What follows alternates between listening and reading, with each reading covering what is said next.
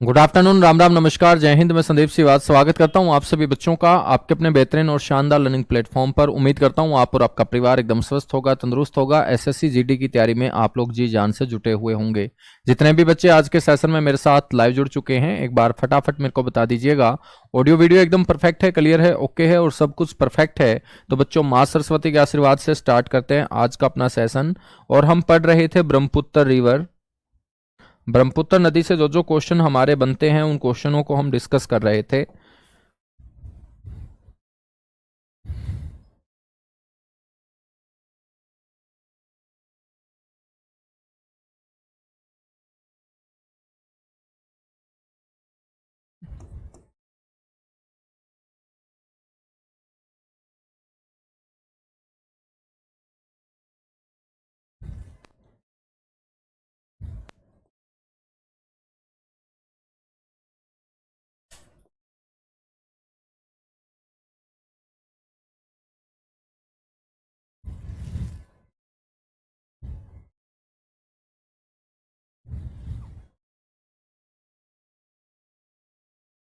ब्रह्मपुत्र नदी, बच्चों ब्रह्मपुत्र नदी में मैंने आप लोगों को बताया था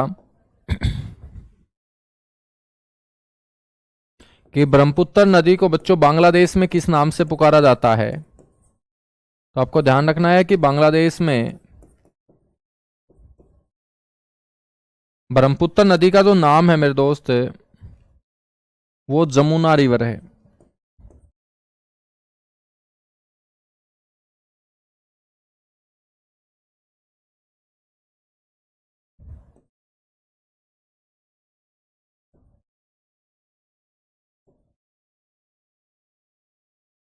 जमुना नदी है, ठीक है बच्चों। मैंने आपको यह भी बताया था कि गंगा और ब्रह्मपुत्र बांग्लादेश में जहां मिलती है, गंगा और ब्रह्मपुत्र, इन दोनों की, दोनों नदियों की जो संयुक्त जलधारा होगी,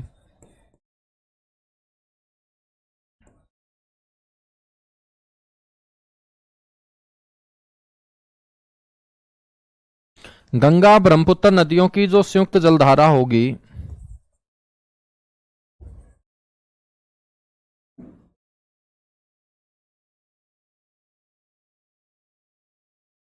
बच्चों उसे हम मेघना रिवर बोलेंगे। कौन सी नदी बोलेंगे? मेघना नदी।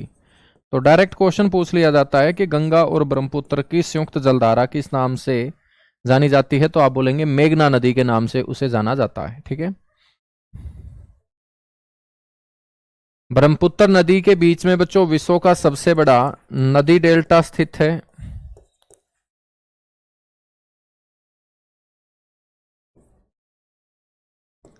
तो विश्व का सबसे बड़ा नदीय डेल्टा,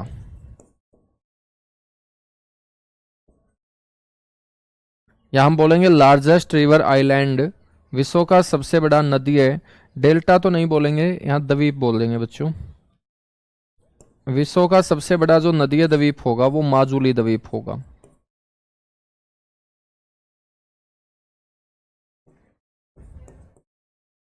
और माजुली द्वीप आपसे कोई पूछ ले कि कौन सी रिवर में है, तो आप बोलेंगे ब्रह्मपुत्र।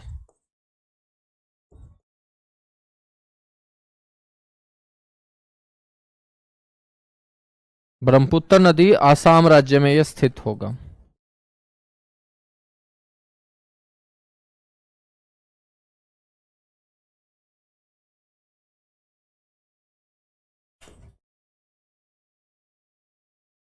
ठीक है, तो विश्व का यह सबसे बड़ा नदीय द्वीप होगा, नाम होगा इसका माजुली द्वीप। ब्रह्मपुत्र नदी के अंदर आसाम राज्य में बच्चों ये स्थित होगा। और मैंने आप लोगों को यह भी बताया था कि आसाम सरकार ने इसको जिला घोषित मेरे दोस्त कर रखा है।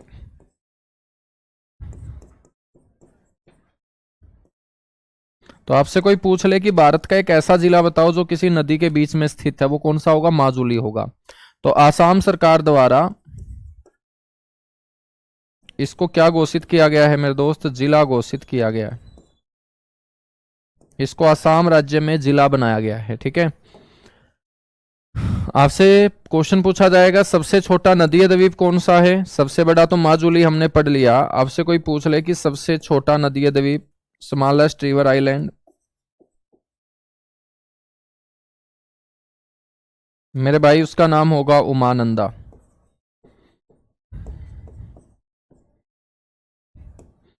उमानंदा, और उमानंदा भी कौन सी रिवर में होगा? ब्रह्मपुत्र रिवर में। और मेरे दोस्त राज्य कौन सा होगा? आसाम राज्य।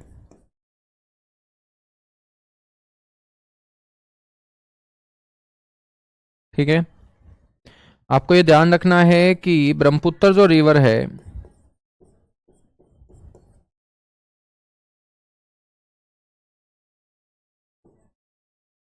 ब्रह्मपुत्र जो नदी है, ये आपकी भारतीय प्रायद्वीप की सबसे लंबी नदी होगी। भारतीय प्रायद्वीप की सबसे लंबी नदी।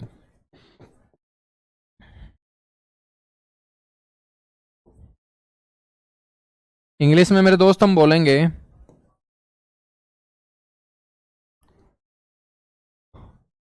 लॉन्गेस्ट रिवर ऑफ इंडियन सब continent, longest river of Indian सब कॉन्टिनेंट।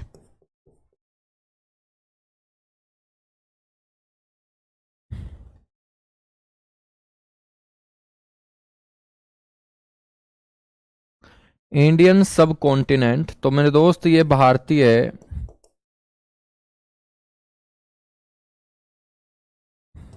उपमहाद्वीप की सबसे लंबी नदी होगी।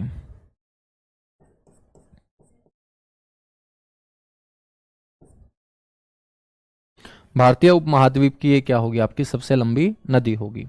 आपसे कोई पूछ ले कि इसकी लेंथ कितनी है, तो इसकी लेंथ है 2900 किलोमीटर मेरे दोस्त। ठीक है, तो इसकी जो लेंथ है ब्रह्मपुत्रा की, वो कितनी है? तो इसकी टोटल लेंथ है 2900 किलोमीटर।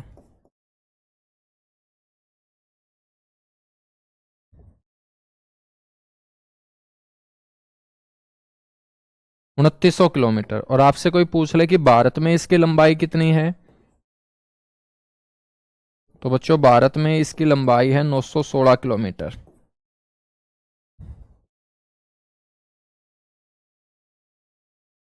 ब्रह्मपुत्र की भारत में लंबाई 916 किलोमीटर है। ठीक है,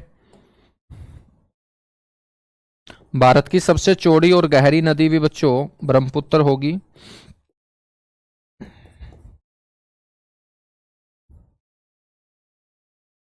भारत की सबसे चौड़ी व गहरी नदी, तो आपसे कोई पूछ ले कि भारत की सबसे चौड़ी और गहरी नदी बताओ, तो भी बच्चों आपका नाम ब्रह्मपुत्र ही होगा। तो ब्रह्मपुत्र नदी सबसे चौड़ी और गहरी नदी भी है। ठीक है, इतनी सी बातें आपको याद रखनी है ब्रह्मपुत्र के बारे में। बच्चों ब्रह्मपुत्र नदी के अंदर ही राष्ट्रीय जलमार्ग संख्या नंबर 2, जिसको हम बोलेंगे NW2। NW2 का मतलब है नेशनल वाटरवे नंबर 2, राष्ट्रीय जलमार्ग संख्या नंबर 2। राष्ट्रीय जलमार्ग संख्या नंबर 1 हमने गंगा नदी में निर्धारित की थी, तो राष्ट्रीय जलमार्ग संख्या नंबर जो 2 होगी बच्चों,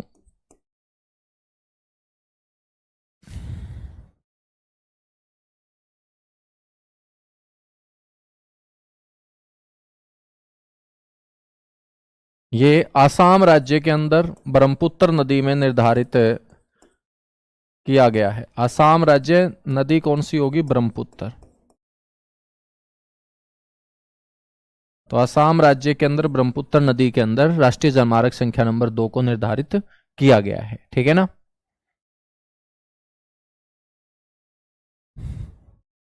बिल्कुल मेरे दोस्त, तो उससे हो जाएगा आपका। गंगा की लंबाई 25-25 किलोमीटर टोटल है, और भारत के अंदर गंगा की जो लेंथ है वो मैंने आपको बताई थी 2071 ठीक है मेरे दोस्त। अब हम बात करेंगे ब्रह्मपुत्र की जो ट्रिब्यूटरी है, सहायक हैं, वो कौन कौन सी है। और ब्रह्मपुत्र की जो ट्रिब्यूटरी होंगी बच्चों, वहां से क्वेश्चन पूछ लिया जाएगा।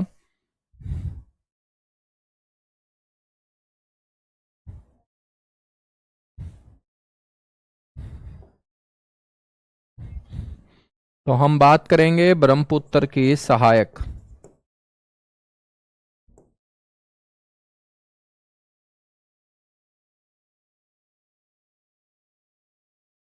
यानी कि tributaries of Brahmaputra.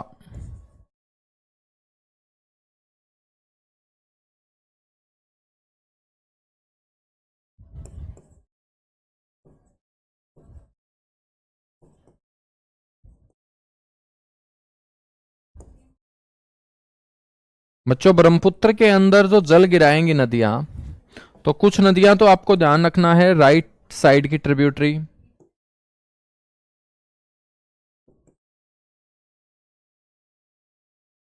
Right side का मतलब है दाएं ओर से।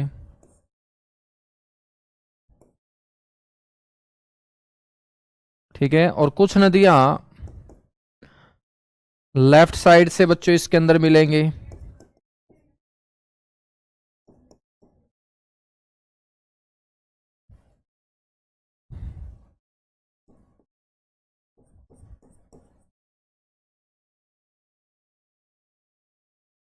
यानी कि बाएं ओर से। ठीक है बच्चों, बाएं ओर से जो जो नदियां इसके अंदर जल गिराएंगी उनमें आपको ध्यान रखना है लोहित रिवर। एक तो नाम याद रखना है लोहित रिवर, लोहित नदी।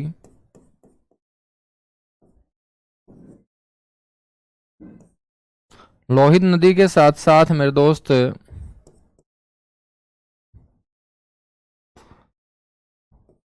बूढ़ी दिहांग,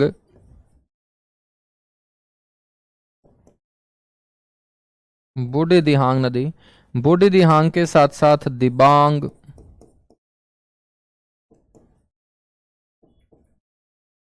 कौन सी नदी? दिबांग नदी। ठीक है, तो लोहित नदी, बूढ़ी दिहांग, दिबांग नदी मेरे दोस्त। तो ये आप लोगों को ध्यान रखना है, ये बाएं ओर से ट्रिब्यूटरी होंगी। बच्चों राइट हैंड साइड से यदि हम बात करेंगे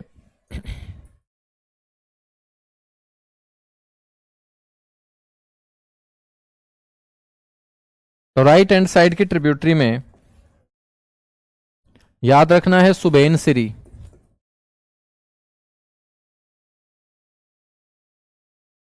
सुबेनसिरी नाम की नदी याद रखेंगे। याद रखेंगे रैदाक या वांगचू नदी।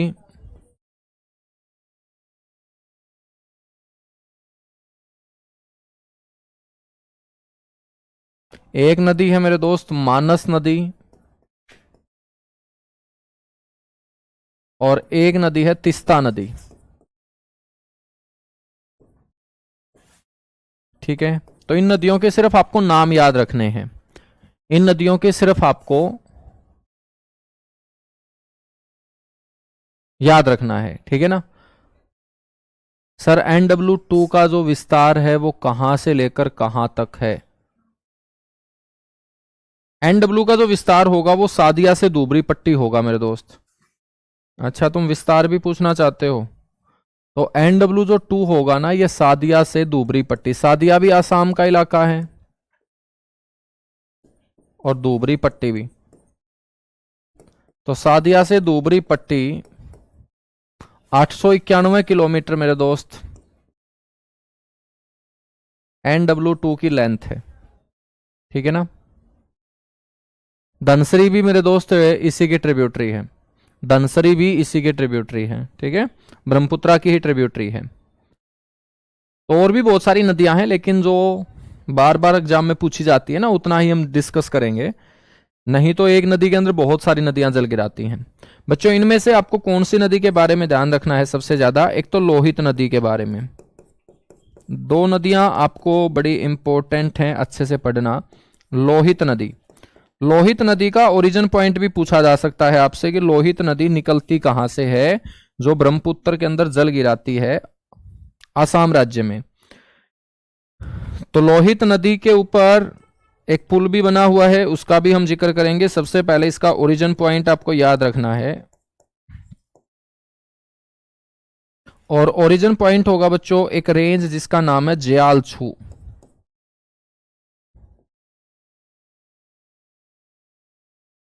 ज्यालछू श्रेणी से ये निकल के आएगी, और ज्यालछू जो श्रेणी है मेरे दोस्त, ये तिब्बत और अरुणाचल प्रदेश के बॉर्डर पे है। तो तिब्बत क्षेत्र के ज्यालछू रेंज से निकल के आती है लोहित नदी, और आसाम में मेरे दोस्त ब्रह्मपुत्र नदी में अपना जल गिरा देती है। आसाम राज्य में ब्रह्मपुत्र नदी में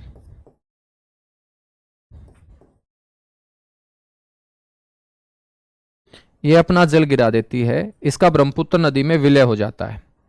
बच्चों ये जो लोहित नदी हम पढ़ रहे हैं ना, इसको हम बोलते हैं खून की नदी, ब्लड रिवर ऑफ इंडिया इसे कहा जाता है। भारत में इसे खून की नदी हम बोलते हैं। क्यों बोलते हैं? क्योंकि जिस जालछू क्षेत्र से ये निकल के आती है वहां पर लाल रंग की मिट्टी इस जल के साथ बच्चों घुलकर आगे बढ़ जाता है वो जल। और लाल मिट्टी को जब वो अपने साथ लेके आएगा तो जल का रंग कैसा हो जाएगा? लाल हो जाएगा। और वहां पर पाए जाने वाली जनजातियां इस नदी के जल का रंग लाल देखकर बोलना शुरू कर देती हैं कि इस नदी के अंदर खून आ रहा है। ठीक है, तो इसको हम बोलते हैं blood river of India. Bharat में खून की नदी कहा जाता है किसे? लोहित नदी को। और लोहित नदी के ऊपर ही सबसे लंबा नदी पुल है बच्चों, लॉन्गेस्ट रिवर ब्रिज।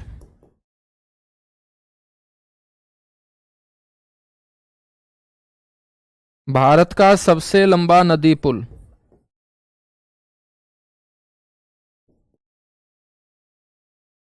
किसी भी नदी के ऊपर बना हुआ सबसे लंबा पुल है मेरे दोस्त,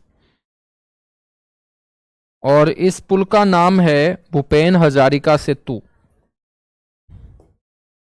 भूपेन हजारिका आसाम के बहुत बड़े संगीतकार हुए जिनको भारत रत्न से सम्मानित किया गया। तो भूपेन हजारिका के नाम पर बच्चों इस पुल का नाम रखा गया है। और ये भूपेन हजारिका जो सेतु है ये जोड़ने का काम करता है किसको? दोला नाम के गांव को सादिया नामक जगह से, दोला को सादिया से जोड़ता है।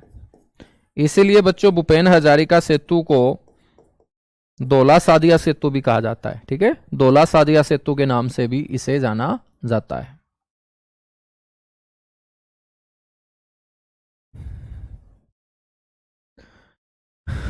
ठीक है, तो लोहित नदी में ये 4-5 पॉइंट आपको पता होने चाहिए। लोहित के बाद हम बात करेंगे तिस्ता रिवर की। तिस्ता रिवर से भी बच्चों क्वेश्चन पूछ लिए जाते हैं हमसे कि तिस्ता नदी निकल के कहां से आती है।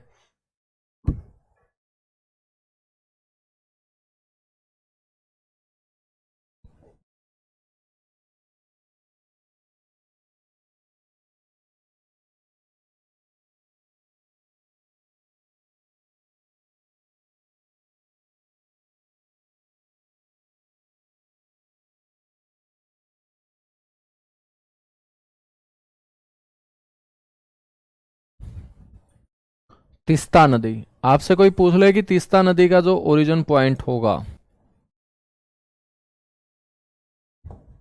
वो क्या होगा?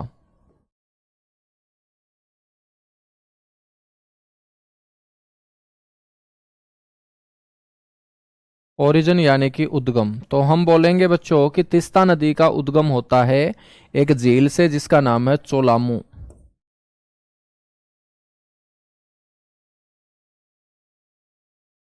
तो मेरे दोस्त एक झील है चोलामू झील, और इस चोलामू झील को पानी मिलता है कौन से ग्लेशियर से? उस ग्लेशियर का नाम है जेमू ग्लेशियर। ग्लेशियर का नाम क्या है? जेमू ग्लेशियर। ठीक है, और ये जो जेमू ग्लेशियर है ना बच्चों, ये कहाँ है?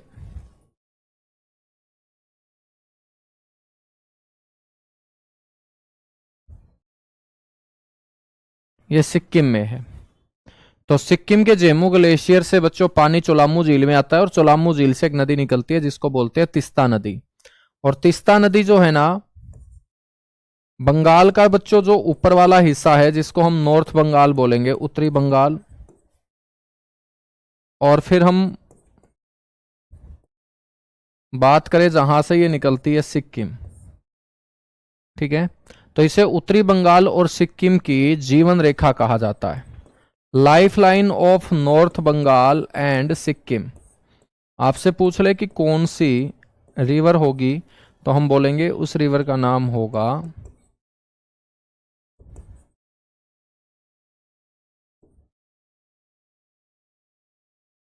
Life line of north Bengal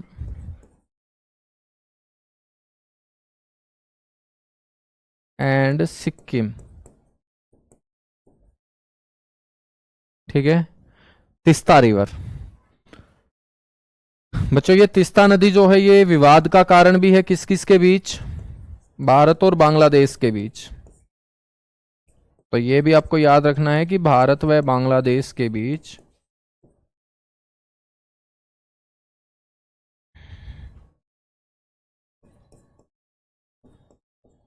मेरे दोस्त ये विवाद का कारण है।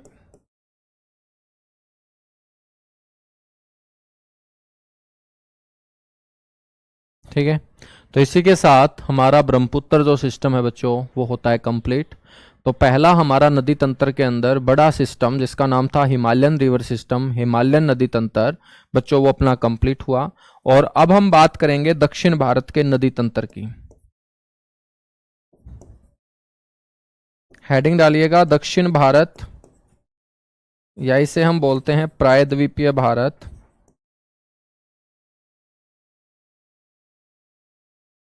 तो दक्षिण भारत या प्रायद्वीपीय भारत का नदी तंत्र, river system of peninsular India और साउथ इंडिया। बच्चों दक्षिण भारत के नदी तंत्र में जो जो नदी हम पढ़ने वाले हैं उन नदियों में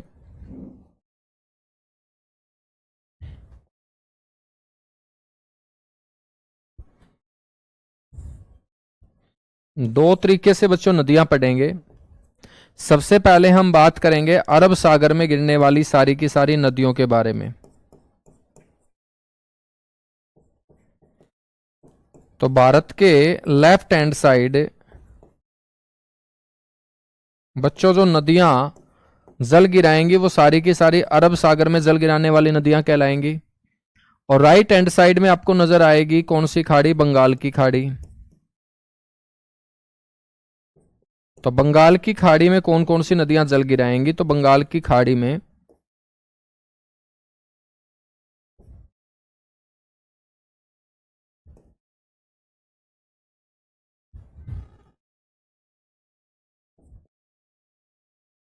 जल गिराने वाली नदियां,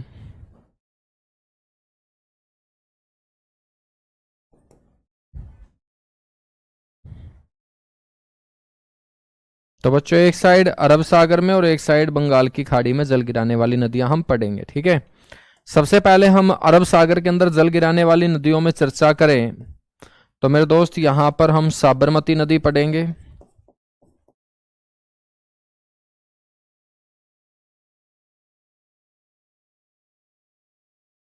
बच्चों माही नदी पढ़ेंगे।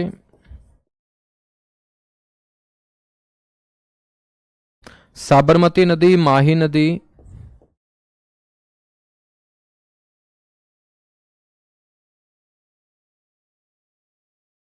नर्मदा नदी,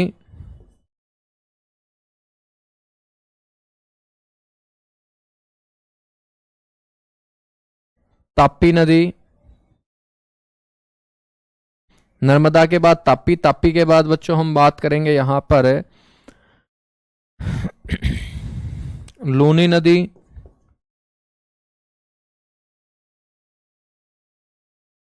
ठीक है, मांडवी नदी,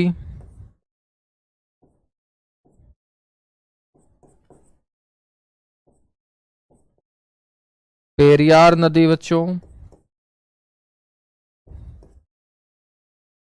ये सारी की सारी हमारी अरब सागर में जल गिराने वाली नदियां होंगी। ठीक है, तो अरब सागर में जल गिराने वाली नदियों को हम पढ़ना स्टार्ट करते हैं। बेटा इंग्लिश में ये नाम ही तो है, इसमें इंग्लिश क्या होगी। साबरमती को इंग्लिश में साबरमती बोलेंगे, मांडवी को मांडवी बोलेंगे, लूनी को लूनी बोलेंगे, नर्मदा को नर्मदा बोलेंगे। ठीक है ना, अरब सागर को अरेबियन सी बोलेंगे, बंगाल की खाड़ी को बे ऑफ बंगाल बोलेंगे।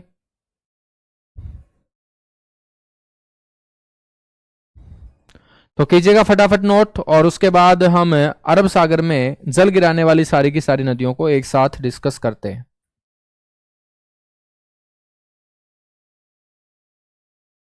भाई मैप बना के समझाऊं तो होगा, लेकिन ये मैप के ऊपर थोड़ी समझाऊं।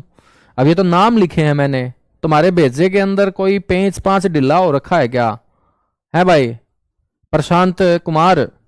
अब ये अरब सागर में गिरने वाली नदियों को मानचित्र पे लिखूं, इसको तो बिना मानचित्र के लिखने दो। मैप के ऊपर अब बहाना शुरू करेंगे नदी को, तब मैप के ऊपर बहा के दिखाऊंगा। जैसे गंगा को हमने बहाया, सिंधु को हमने बहाया, ब्रह्मपुत्र को मैंने बहा के आपको दिखाया, तो ऐसे ही इनको अब बहा के हम दिखाएंगे कि कैसे कैसे ये बहती है।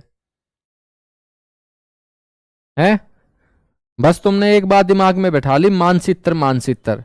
बेटा मानचित्र के ऊपर इनको अब बहाएंगे हम।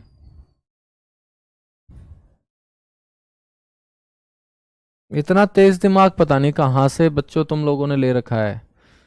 कभी ना कभी नासा वाले उठा के लेके जाएंगे तुम्हें घर से ही ऐसे कैसे। क्योंकि मैंने सुना है कि इतना तेज दिमाग जो है ना नासा को चाहिए, बाकी जगह कामयाब नहीं होंगे आप लोग, नासा में जरूर सिलेक्ट होंगे जो इतना तेज दिमाग लिए बैठे हो। अब इनको देखिएगा हम मैप के ऊपर बहाएंगे। यही है ना मैप, भारत का मानचित्र तो यही होगा। कहीं तुम्हें इसका भी ना पता हो कि यार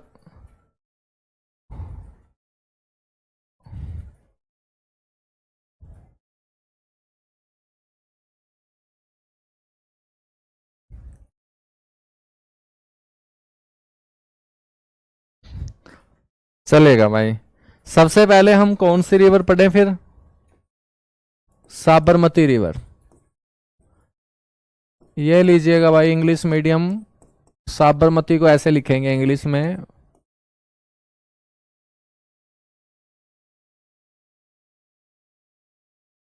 साबरमती नदी, है ना।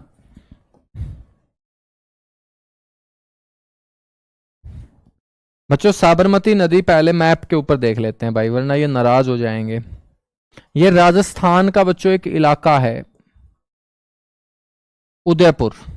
और उदयपुर के अंदर मैंने आपको एक पहाड़ी पढ़ाई, जरगा पहाड़ी, जरगा हिल्स। और जरगा हिल्स कहां है? उदयपुर में।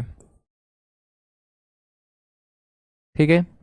और बेटा ये सारी की सारी जो पहाड़ियां हैं ये किसका पार्ट मानी जाएंगी? अरावली का।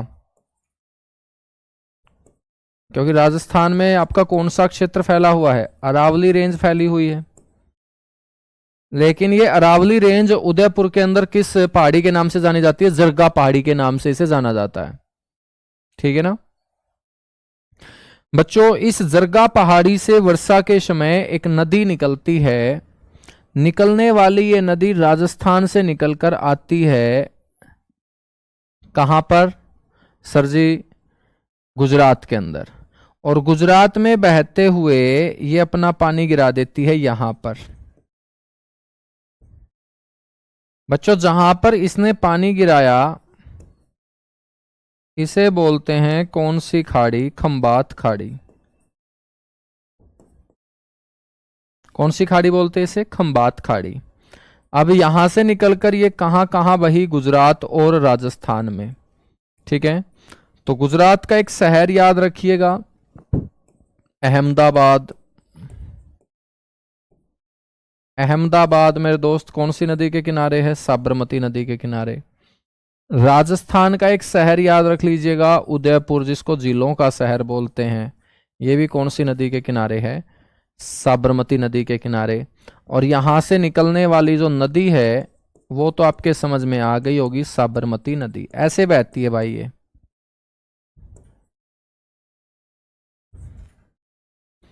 ठीक है ना, ऐसे बहती है ये।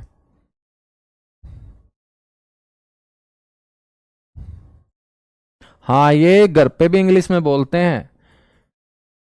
हाँ, अपनी मम्मी को भी बोलते होंगे, हे मॉम कम हेयर। ठीक है, तो बच्चों ये मेरे हिसाब से हिंदी में तो सांस भी नहीं लेते होंगे, सांस भी इंग्लिश में लेते होंगे ये, है ना। खाना खाने के बाद डकार भी इनके इंग्लिश में आती होगी मेरे को लगता है, क्योंकि बहुत खतरनाक इंग्लिश मैन है। इनको यही नहीं पता कि साबरमती को साबरमती बोलते हैं इंग्लिश में। भाई ये नाउन है, संज्ञा है। और नाउन कभी चेंज नहीं होता, चाहे उसको हिंदी में बोल लो चाहे उसको इंग्लिश में बोल लो, सेंस एक ही रहेगी। है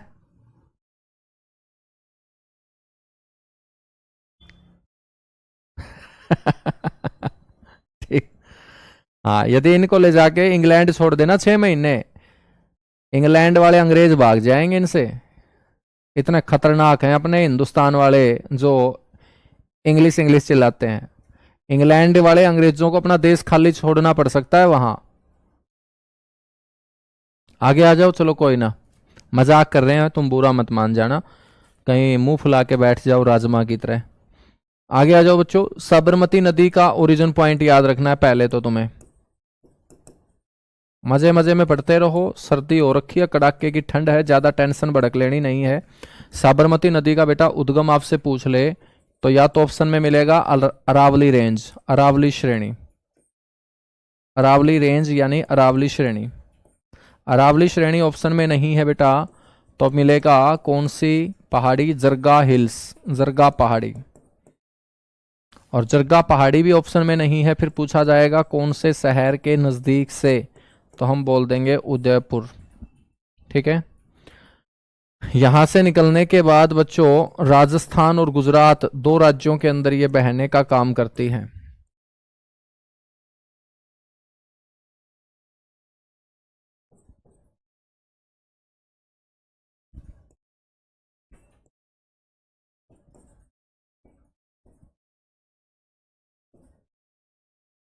तो ये राजस्थान और गुजरात में मेरे दोस्त बहने का काम करती है साबरमती नदी।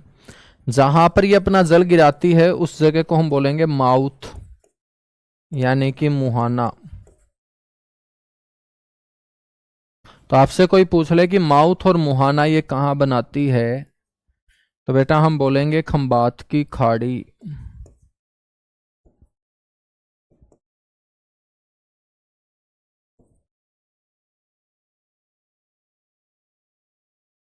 खंबात की खाड़ी के अंदर ये अपना मुहाना बनाती है। ठीक है। अभी हमने पढ़ा उदयपुर और और खंबात की खाड़ी किसका भाग है, अरब सागर का। तो यदि बच्चों खंबात की खाड़ी ऑप्शन में ना मिले ना, तो अरब सागर पक्का ऑप्शन में मिलेगा। ठीक है। तो उदयपुर राजस्थान का और अहमदाबाद गुजरात का, दोनों के दोनों महत्वपूर्ण जो शहर हैं।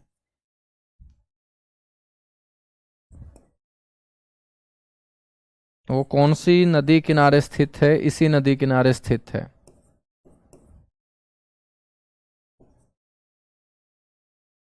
किनारे को बैंक बोलते हैं। ठीक है। तो Udaipur and Ahmedabad located bank of this river. ठीक है। तो बच्चों इस नदी के किनारे दोनों के दोनों शहर बसे हुए हैं। इसको हम पोल्यूटेड रिवर ऑफ गुजरात भी बोलते हैं। गुजरात की प्रदूषित नदी है मेरे दोस्त ये।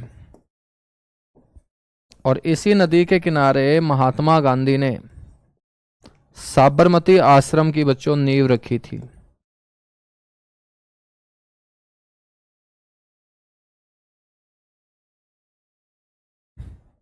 तो साबरमती आश्रम बच्चों इसी नदी किनारे स्थित है। तो यह हमारी साबरमती नदी होगी। साबरमती नदी के बाद नेक्स्ट है मेरे दोस्त लूनी नदी, लूनी रिवर।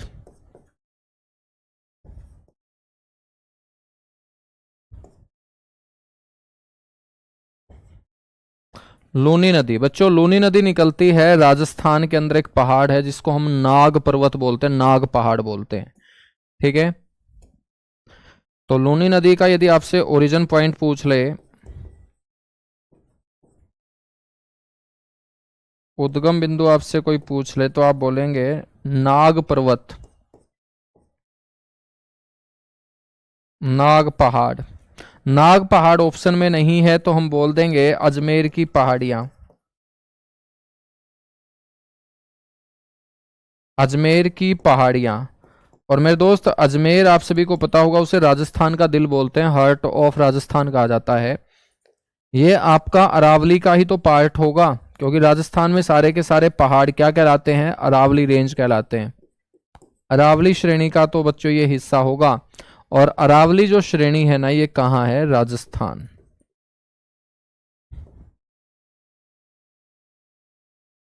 ठीक है ना। बच्चों हम बात करें तो ये बीच रास्ते में कच्छ के रण में क्या हो जाती है, विलुप्त हो जाती है। कच्छ के रण में क्या हो जाती है बच्चों, विलुप्त हो जाती है। क्यों? क्योंकि इसके अंदर जल ज्यादा नहीं आता। मौसमी नदी है, सीजनल रिवर है। राजस्थान के अंदर बारिश बच्चों कम होती है इस क्षेत्र में, और इस नदी के अंदर जब जल कम आएगा तो ये खाड़ी तक पहुंच ही नहीं पाएगी। बीच रास्ते में बच्चों ये थार के मरुस्थल में, या हम बोल सकते हैं कच्छ के रण में क्या हो जाती है, विलुप्त हो जाती है। क्या हो जाती है? विलुप्त हो जाती है। ठीक है बच्चों, हम बात करें तो ये लूनी नदी जो है ना, ये भारत की सबसे नमकीन नदी के रूप में जानी जाती है। Most salted river of India इसे बोलेंगे। भारत की सबसे नमकीन नदी के रूप में इसे जाना जाता है।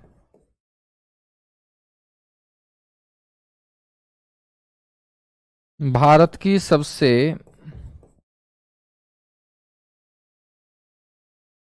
नमकीन नदी के रूप में मेरे दोस्त लूनी को जाना जाता है। ठीक है, कीजिएगा नोट। बस छोटी छोटी नदियां हैं, ज्यादा टाइम नहीं लगेगा, फटाफट नोट कीजिएगा। दो दो तीन तीन आपको बच्चों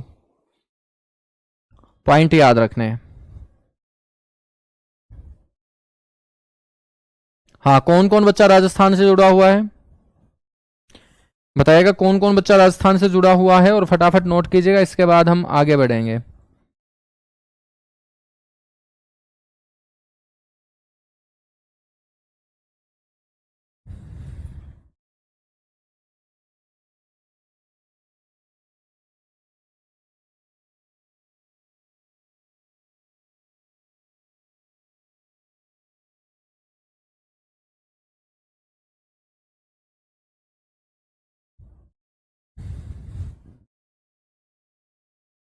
चलेगा, राजस्थान से बहुत धुरंधर जुड़े हुए हैं। वाह भाई वाह, राजस्थान वालों ने एक तरफा माहौल कर दिया है। राजस्थान राजस्थान राजस्थान।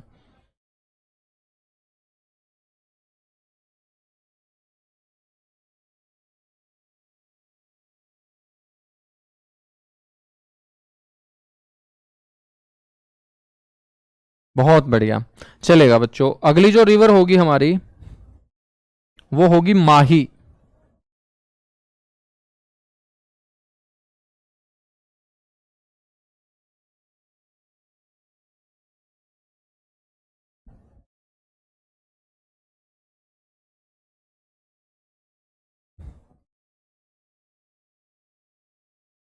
नेक्स्ट जो रिवर होगी हमारी उसका नाम होगा मेरे दोस्त माही।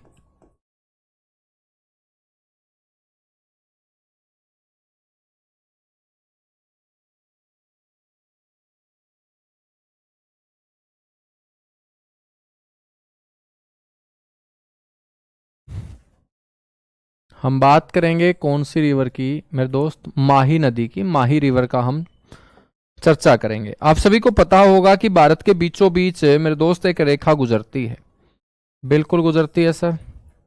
और इस रेखा को हमने क्या बोल दिया? इस रेखा को हमने बोल दिया बच्चों ट्रॉपिक ऑफ कैंसर।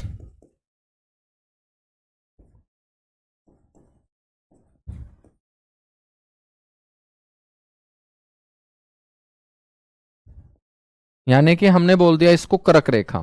ठीक है ना? कर्क रेखा के ठीक नीचे यहां पर बच्चों एक जिला है, दार जिला।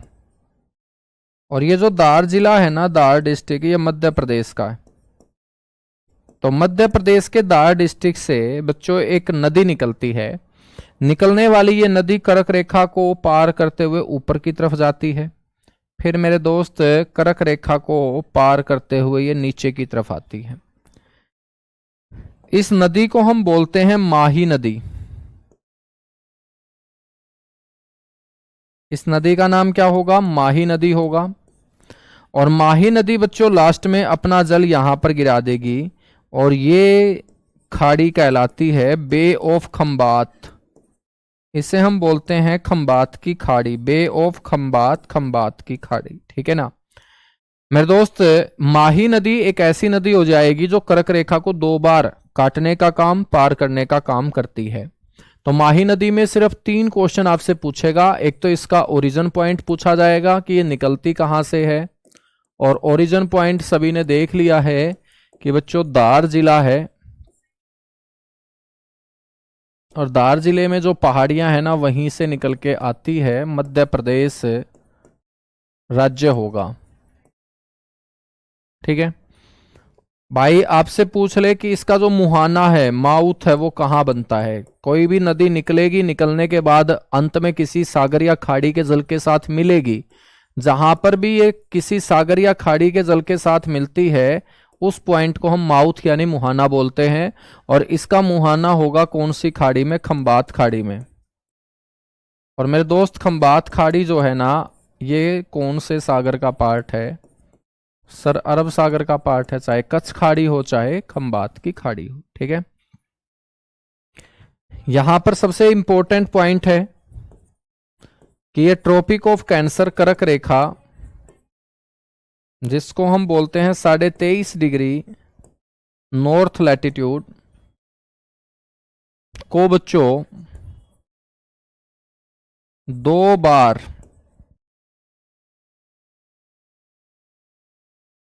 पार करती है या काटती है। ठीक है, तो यही सबसे इंपॉर्टेंट क्वेश्चन आपसे पूछा जाता है। ठीक है, ठीक है ना बच्चों, ये 2 बार काटने का काम करती है। तो आपसे ये पूछा जा सकता है कि ये पहली बार कर्क रेखा को कहां पर काटती है और सेकंड टाइम ये कहां पर काटती है। तो फर्स्ट टाइम ये बच्चों काटती है मध्य प्रदेश में। पहली बार जो क्रॉस करती है ट्रॉपिक ऑफ कैंसर को,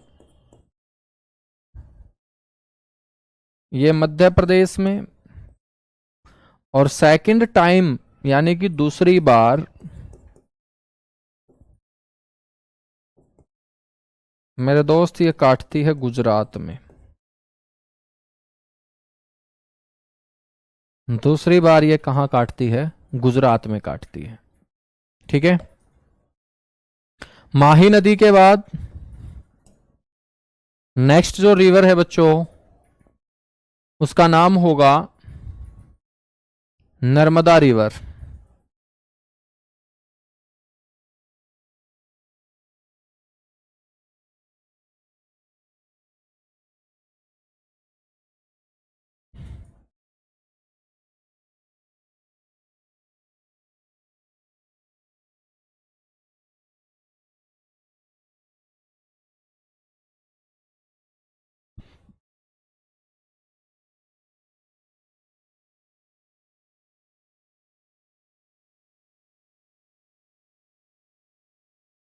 नर्मदा रिवर यानी नर्मदा नदी।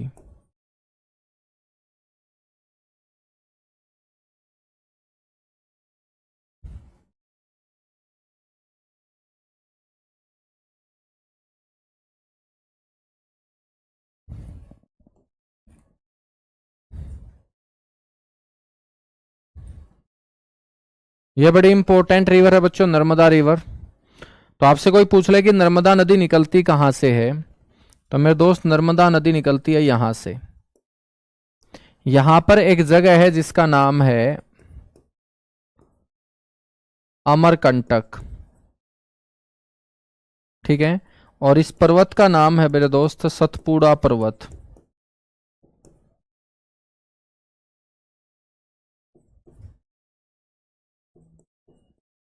मध्य प्रदेश। ठीक है, तो मध्य प्रदेश के सतपुड़ा पर्वत के अमरकंटक नामक स्थान से एक नदी निकलती है। निकलने वाली ये नदी लेफ्ट हैंड साइड में बहना बच्चों शुरू कर देती है। बहते बहते ये भी अपना जल यहां पर गिराने का काम करेगी। और यहां पर जो खाड़ी है मेरे दोस्त, इसको हम बोलते हैं खंबात।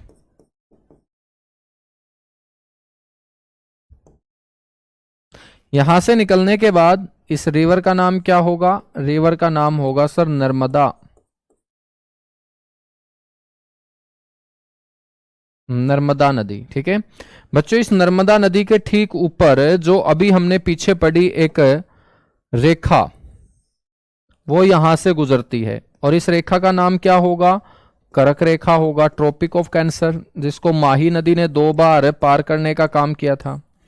तो इस कर्क रेखा के ठीक नीचे पैरेलल पश्चिम दिशा में जो नदी बह के आती है उसी को हम नर्मदा नदी बोलते हैं। नर्मदा नदी मध्य प्रदेश से निकलने के बाद महाराष्ट्र में बहती है बच्चों, MH, महाराष्ट्र। महाराष्ट्र के बाद ये गुजरात में बहती है, GJ, गुजरात। ठीक है, 3 राज्यों के अंदर बहने का ये क्या करती है, काम करती है। ठीक है ना।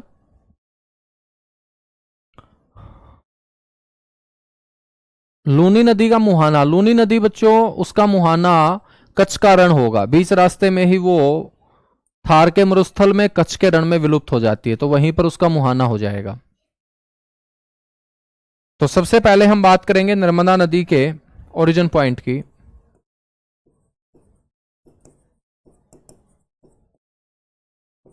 इसका उद्गम बिंदु आपसे कोई पूछ ले तो आप बोलेंगे सतपुड़ा रेंज, सतपुड़ा श्रेणी। सतपुड़ा श्रेणी का कौन सा क्षेत्र, अमरकंटक।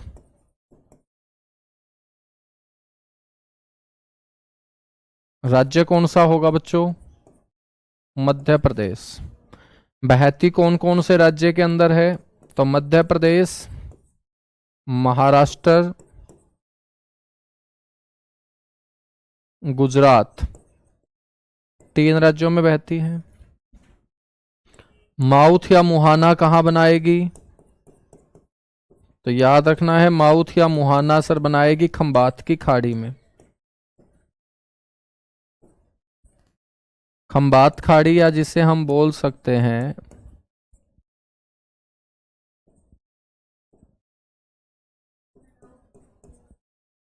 अरब सागर, क्या बोल सकते हैं, खंबात खाड़ी या अरब सागर हम बोल देंगे। ठीक है बच्चों, आपको ये ध्यान रखना है कि नर्मदा नदी जो है ना, ये पश्चिम दिशा में बहने वाली सबसे लंबी नदी है।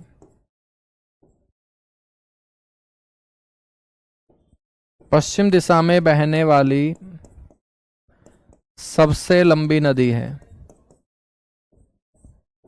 खंबात की खाड़ी में गिरने वाली सबसे लंबी नदी है, पश्चिम दिशा में बहने वाली सबसे लंबी नदी है।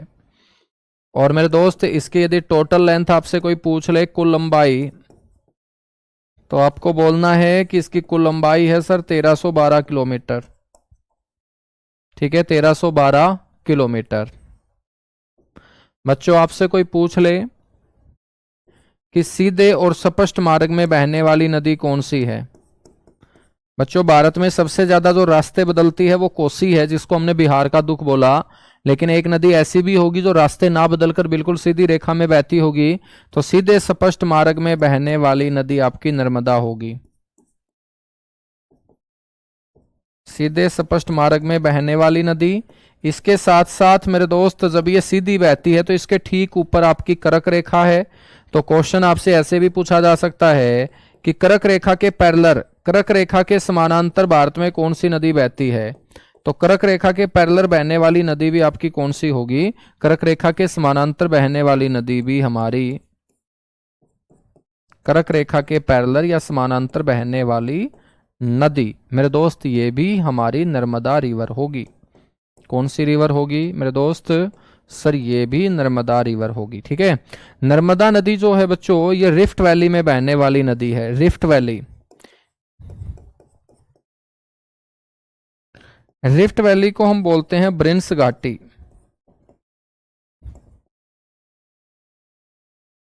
तो विंध्याचल पर्वत, सतपुड़ा पर्वत बच्चों ब्लॉक माउंटेन था। ब्लॉक माउंटेन के दोनों ओर रिफ्ट वैली बनती है, और एक और इसके नर्मदा बहती है, दूसरी ओर तापी नदी बहती है।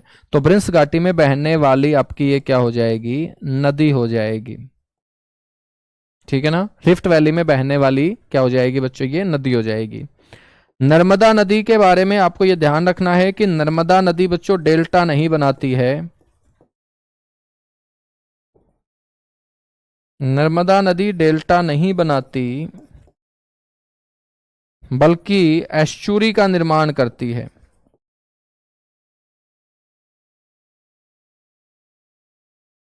एस्चुरी, एस्चुरी का मतलब होता है जवारंदमुख।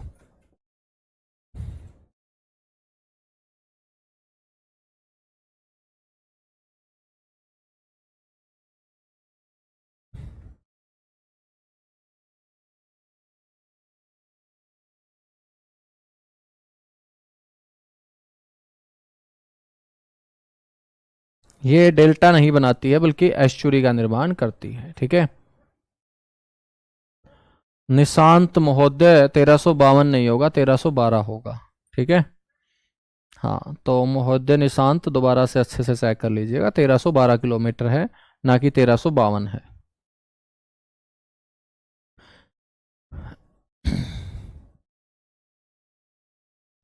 ठीक है,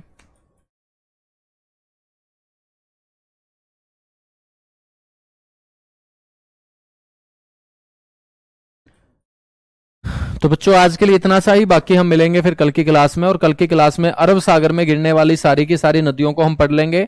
अरब सागर के बाद फिर बंगाल की खाड़ी में गिरने वाली नदियों को पढ़ेंगे। उसके बाद मेरे दोस्त फिर नदियों के ऊपर बने हुए जो डैम होंगे, बांध होंगे, परियोजनाएं, उनको पढ़ेंगे बच्चों। इसके अलावा नदियों के किनारे बसे हुए जो नगर होंगे उनको पढ़ेंगे। उसके अलावा बच्चों भारत के अंदर जो फेमस झील होंगी उनके बारे में हम चर्चा करेंगे। ठीक है, तो आज के लिए इतना सा ही। Thank you, bye bye, love you आप सभी को। एस्चुरी का मतलब कल मैं आपको बताऊंगा। डेल्टा का मतलब समझते हो, जब नदी अपने साथ गंदगी लेके आती है, उसको बीच रास्ते में छोड़ देगी और वो गंदगी बच्चों जमा हो जाए एक ट्रायंगुलर शेप में, त्रिभुजाकार आकृति में, तो उस त्रिभुजाकार आकृति वाले क्षेत्र को डेल्टा कहा जाता है। अब नदी या तो गंदगी लेके बच्चों खाड़ी में चली जाएगी या उसको बीच रास्ते में छोड़ देगी। जब खाड़ी में लेके चली जाती है तो उस प्रोसेस को एस्चुरी बोलेंगे। बीच रास्ते में छोड़ देगी, ट्रायंगुलर शेप में वो गंदगी जमा हो जाएगी, वो सेडिमेंट जमा हो जाएगा, तो उसको हम डेल्टा बोल देंगे। क्या बोल देंगे? डेल्टा बोल देंगे। ठीक है, चलेगा। Thank you.